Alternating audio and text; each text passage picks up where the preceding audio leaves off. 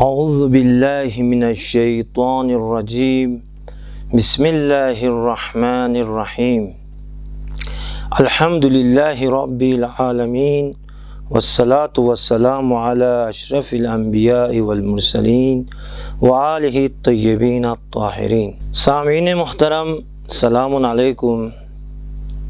آپ کی خدمت میں جس موضوع کا میں نے انتخاب کیا ہے وہ ہے اجتماعی فسادات سے مقابلہ۔ اس موضوع کے حوالے سے مختلف سوالات ہمارے اذہان میں آتے ہیں۔ فساد کیا ہیں؟ فساد کسے کہتے ہیں؟ فساد کا مفہوم کیا ہے؟ فساد کے مصادیق کیا ہیں؟ اور ہم فساد سے کیسے مقابلہ کر سکتے ہیں؟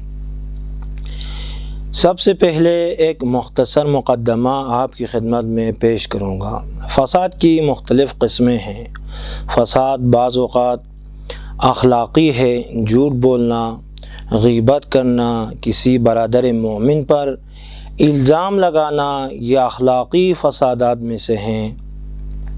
اور بعض اوقات یہ فساد مالی ہے، اقتصادی ہے، اور اسی طرح بعض اوقات فساد حکومتی ہے، سیاسی ہے۔ کلی طور پر ہم یہ کہہ سکتے ہیں کہ فساد بعض اوقات ہمارے گھر تک محدود ہے اور بعض اوقات یہ فساد عام ہے، معاشرے میں ہے، اجتماع میں ہے۔ مثال کے طور پر اگر ہمارے معاشرے میں لوگ مال حرام کی پرواہ نہیں کرتے ہیں، لقمے حرام سے اجتناب نہیں کرتے ہیں، رشوت دیتے ہیں اور خوشی سے آسانی کے ساتھ رشوت کھاتے بھی ہیں، اگر ہمارے معاشرے میں بے پردگی ہو رہی ہے، ناانصافی ہو رہی ہے، ظلم ہو رہا ہے اور ایک دوسرے کو دھوکہ دیتے ہیں، وعدے کی خلاف ورزی ہوتی ہے اور ایک دوسرے کو جھوٹ بولتے ہیں، اپنے دوستوں کے ساتھ کیے ہوئے وعدوں کو، عہدوں کو توڑ دیتے ہیں، تو یہ اجتماعی فسادات میں سے ہیں۔ اب سوال یہ ہے، فساد کا لغوی معنی کیا ہے؟ لغت میں کسے کہتے ہیں؟ لغت میں ایک شے کا، ایک چیز کا اپنے حد و حدود سے تجاوز کرنا، یہ فساد ہے۔ یعنی ایک چیز جب اپنی جگہ کو، حد طبیعی کو چھوڑ دیتی ہے، اسے فاسد کہا جاتا ہے۔ دوسری عبارت میں حد اعتدال سے نکلنے والی شے کو فاسد کہا جاتا ہے۔ اب ہم دیکھتے ہیں قرآن مجید میں فساد کسے کہتے ہیں، قرآن کی نگاہ میں فساد کے مصادیق کیا ہیں۔ پروردگار عالم نے قرآن مجید میں ارشاد فرمایا، وَلَا تُفْسِدُوا فِي الْأَرْضِ بَعْدَ إِصْلَاحِهَا، زمین میں فساد نہیں پھیلانا اصلاح کے بعد۔ اب روایات نے اس آیت کی تفسیر کی ہے، اصلحها برسول اللہ و بامیر المومنین، اللہ نے زمین کی اصلاح کروائی ہے برسول اللہ، رسول کے توسط سے اور امیر المومنین کے توسط سے۔ اس کے بعد فافسدوها، لوگوں نے فساد پھیلایا۔ کیوں؟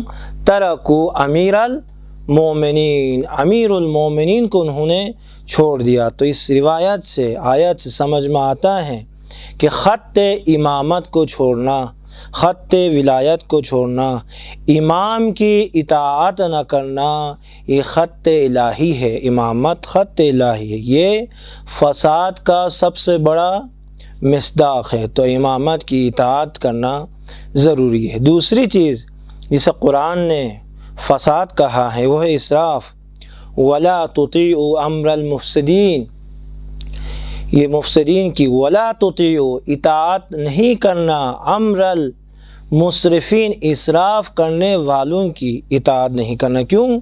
الَّذِينَ يُفْسِدُونَ فِي الْأَرْضِ، یہ زمین میں فساد پھیلانے والے ہیں۔ تو سمجھ میں آتا ہے اسراف بھی قرآن کی نگاہ میں فساد ہے۔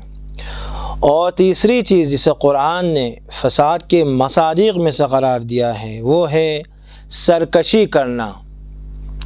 اس طرح قرآن مجید میں آیا ہے الذین طغوا فی البلاد، جنہوں نے سرزمینوں میں، ملکوں میں سرکشی کی ہے، فاکثروا فیہا الفساد، اور کثرت سے فساد پھیلایا ہے۔